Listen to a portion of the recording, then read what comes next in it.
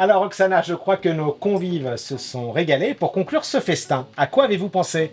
J'ai pensé à un bon petit chocolat chaud onctueux. Je sais que Napoléon raffolait d'en boire la nuit quand il travaillait tard. Ne serait-ce pas un clin d'œil à sa tendre et aimée Joséphine? Oui, bien sûr, parce qu'elle lui ramenait la vanille Bourbon de Martinique. Effectivement, donc on vous laisse officier.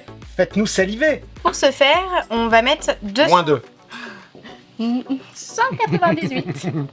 On va mettre 200 g de chocolat noir. On peut utiliser un chocolat noir 50%. Ça va très bien. À fondre au bain-marie. Donc en fait, un bain-marie, c'est une casserole avec un petit peu d'eau au fond et un cul de poule Le fameux cul de poule. avec notre chocolat pour pouvoir le faire fondre sans avoir un contact direct avec l'eau chaude. Alors du coup, ça permet au chocolat de garder peut-être toute sa saveur, son onctuosité? Oui, et d'éviter de modifier la texture aussi. Ah, de modifier la texture. Très bien. Alors, donc ça va gentiment fondre et pendant ce temps-là, on va ajouter 500 ml de lait. Alors pour les plus jeunes, 500 ml, c'est 50 centilitres. Dans notre casserole. Et De on lait met écrémé. de lait lait entier. demi-écrémé ou entier, peu entier. importe. Oui. Soyons Pour les plus gourmands, là encore c'est, gourmands, bah oui. La saison s'y prête. Et on va rajouter notre cacao. Il nous faudra 10 g de cacao. Vous n'en perdez pas une miette.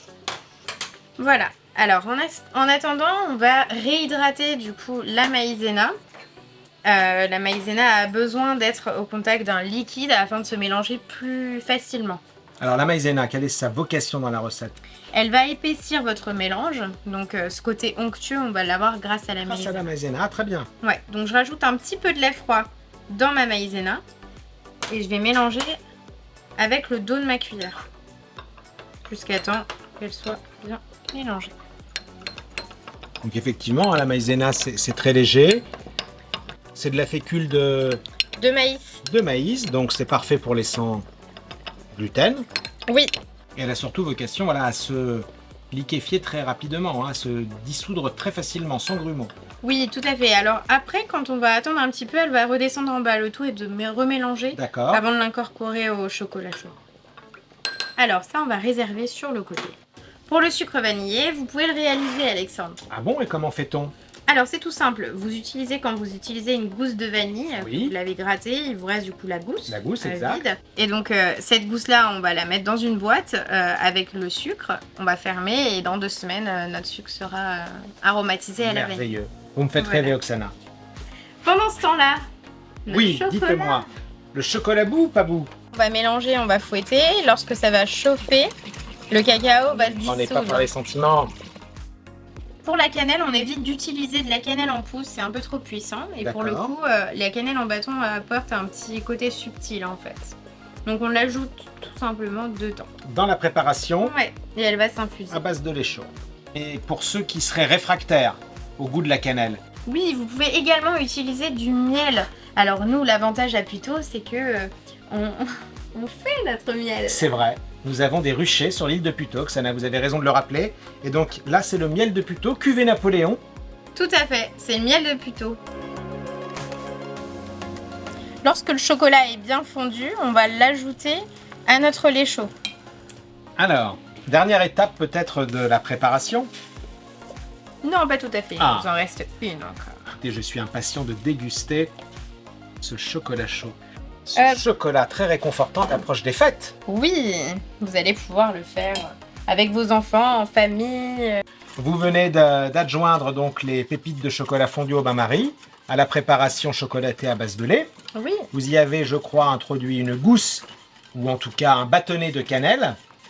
Vous C'est avez bien. précisé qu'il fallait éviter de la consommer en poudre, puisque son goût était trop puissant. Et pour finaliser cette recette et donner l'onctuosité à ce chocolat, quel est le dernier ingrédient à incorporer? alors on va incorporer la maïzena qui a été diluée dans le lait froid.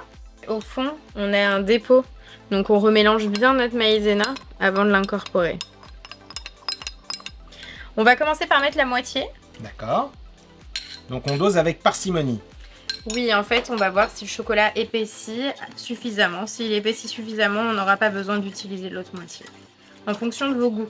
N'hésitez pas, si le chocolat est trop onctueux, à le fluidifier D'accord. avec du lait. Du lait. Et à l'inverse, s'il est trop liquide, vous ajoutez de la maïzena.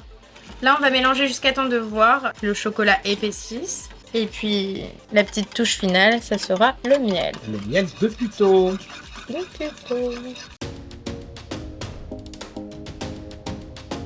Si Napoléon était peu porté sur la bonne chère, Joséphine en mesurait l'importance dans la pratique de la diplomatie, poussant même l'art de la table à un niveau tel que notre gastronomie rayonna partout d'un éclat qui brille encore aujourd'hui. Et oui, Joséphine de Beauharnais, c'est à elle que l'on doit la naissance d'un art de vivre raffiné, et notamment de l'usage des porcelaines de Sèvres.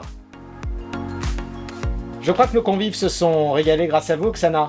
Oui, et du coup, place à la dégustation du dessert. Place au dessert, alors qu'est-ce que vous nous avez concocté? Un petit chocolat chaud et un gâteau russe. Un gâteau russe, vous m'en direz tant? Le Napoléon. Le Napoléon, alors je crois qu'il est fourré à la vanille, si je ne m'abuse. Exactement.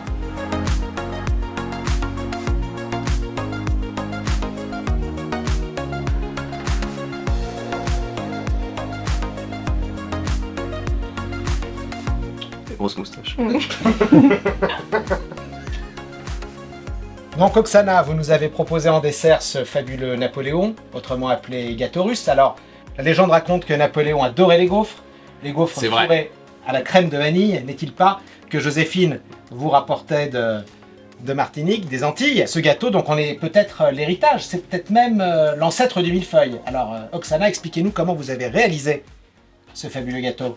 Alors, c'est un gâteau sur plusieurs étages. C'est des boules de pâte qui sont étalées et cuites à haute température au four et sur lesquelles on dispose de la crème pâtissière à la vanille et saupoudrée de ces fameuses... Petite brisure de pâte De pour la parfaire petite la brisure de décoration. Ce qu'il faut savoir, chers amis téléspectateurs, c'est que Napoléon n'était pas un bec sucré, il était plutôt rapide dans son alimentation. Il mangeait sur le champ de bataille, il s'en mettait plein la bouche, il s'essuyait même sur son costume, n'est-ce pas?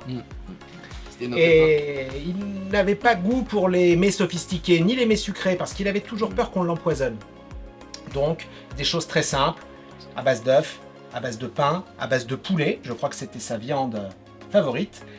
Et il a gardé de sa Corse natale le goût de la fleur d'oranger, le goût de l'anis, le goût du réglisse plus exactement, et aussi une grande appétence pour les dattes.